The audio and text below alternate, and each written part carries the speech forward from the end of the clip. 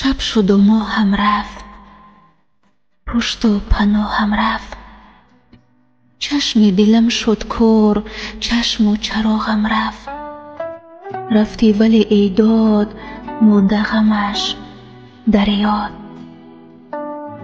این ترانه و تبریکات بخشیده می شود از نام بنده خدا بخشیده به عشق و زندگیش لیلا. لیلا سلام عزیزم، سلام ای نور چشمم، ای عشق و زندگیم، ای همه کسم. امروز که روزی میلادت است، پس میخواهم این روزی نیک و فیروز و خجستت را با یک دنیا مهر و محبت، احترام و صمیمیت و عشق خالصانه قلبم طریق این ترانه برایت تبریک و تهنیت بگویم عزیزم. میدونم این حرفا نزد مهر و محبتی که به تو دارم و نزد احترامی که به عشق تو دارم خیلی ناچیزند، اما از دلند و صمیمی.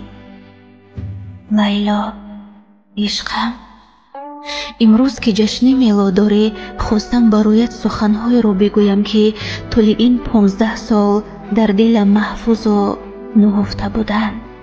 و خواستم نه فقط تو بلکه کل عالم بداند که من تو را چقدر دوست می‌دارم و برایم چقدر ارزش و اهمیت داری. راستش در تمام عمر و زندگی برای اولین بار یکی را صدقاً و صمیمی دوست داشتم که اون هم باشد تویی.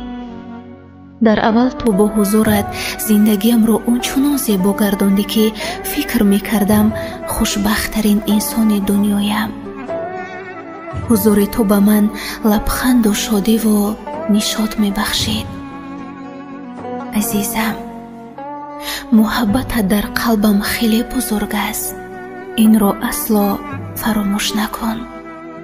و تو در کنج این دلم جایگاه مخصوصی داری.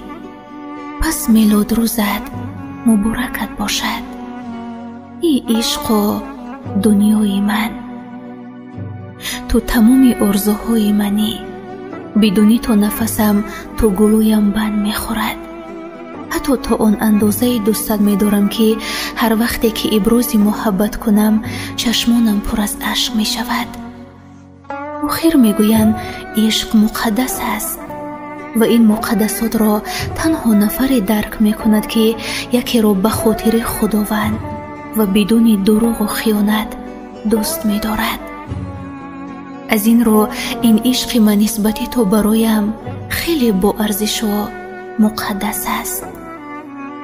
من تو را برای بودنت، برای هستیت و برای ولایتت دوست داشتم و خواهم داشت که حتی به تو فکر کردن مرا خوشحال می‌گرداند. عزیز قلبم، عشق و زندگیم، میلادت مبارکت باشد. لیلا، نوابسته از آنی که ما یکدیگر را در طول این 9 سال همگی 4 یا 5 مرتبه دیده باشیم هم، اما این برایم مهم نیست، چون من تو را با چشمان بسته و در قلبم دوست داشتم. پس میخواهم این محبتم را قدر کنی عزیزم. شاید در زندگیت نفرانی زیاد دوست داشتند و دارند، اما فراموش نکن که هیچ کس مثل من تو را صدقاً و صمیمی و واقعی دوست نمی‌دارد. زیرا به تو فکر کردن مرا از تمام آدمان دنیا دور می‌گرداند. بجز تو کسی رو این چشمم نمی‌بیند و این قلب محبت را احساس نمی‌کند. میلادت مبارکت باشد، ای هستی من. عشقم، در زندگی بجز کنار تو بودن و ماندن دیگر هیچ آرزویی نداشتم. همیشه از خداوند طلب آن را می کردم که ما را با هم برساند. ولی افسوس، اگر می دانستم غم روز جدایی را هوس اصلا نمی کردم عشق بازی را. ولی بگذار، من اصلا از دوست داشتنت پشیمان نیستم، چون عشق تو به من زیبایی زندگی رو نشان داد. عشق تو به من آرزوهایم رو شیرین کرد. عشق تو به من خودم رو داد. عشق تو به من همه چی رو داد عزیزم، و من واقعاً که عاشقتم. و امروز که روزی شادیت هست، پس نمیخواهم از غمها حرف زنم و قلب زیبا و نازکت را ناراحت کنم. بگذار هرچی که شادی دنیاست همون رو بهرت طلب و تمنا کنم. از خداوند برایت خوشبختی های دو عالم رو طلب گورم. اگرچه کنار من هم نباشی، ولی هر کجایی که هستی، کناری هر نفری که هستی، بگذار همیشه خوشحال و با لبی پر از خنده و خوشبخت باشی. مهم برایم خوشبختی تو است عزیزم. آرزویم همه سرسبزی تو است. تنی تو سالم و راحت شاداب، آنچه شایسته توست خواهانم.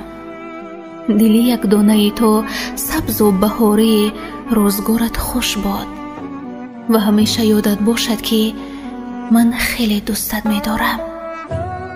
پس بازم ای عزیزی از چشم دور و به دل نزدیکم. جشن زاد روزت مبارک. با احترام، بنده خدا.